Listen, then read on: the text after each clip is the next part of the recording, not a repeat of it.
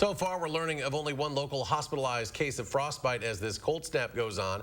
Protecting yourself in these temperatures starts with the basics. Proper clothing and staying inside. But as our Andrew Banstra found out, when temperatures are this cold, you must take extra precautions. Yeah, that's exactly right. I spoke with about a half dozen hospitals from Beloit to Baraboo who said that during this cold snap, they haven't seen a dramatic spike, but they did share how bone-chilling temperatures pose a threat to everyone in southwest Wisconsin.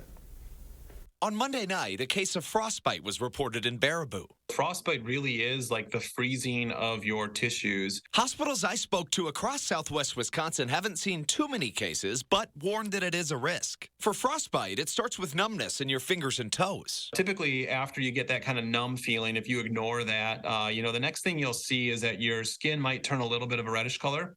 But then after that, it'll get kind of pale, and those tissues will feel kind of like stiff.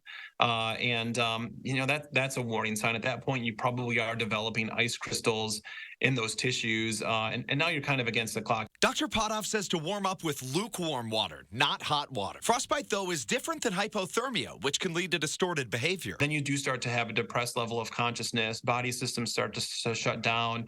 You can go into a coma.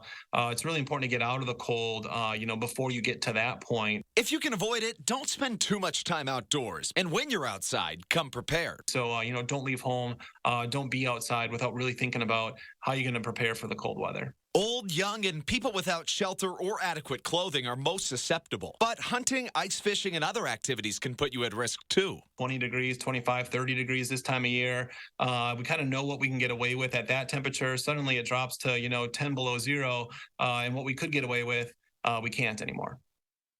Dr. Potoff told me that hypothermia can even happen in the 50s and 60s under the wrong conditions. So with temperatures this cold, any prolonged period of time outdoors could be disastrous.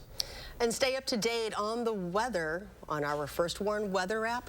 It has hourly forecast, road conditions, and the latest radar. You can download it for free in your phone's app store. Just search WISC weather.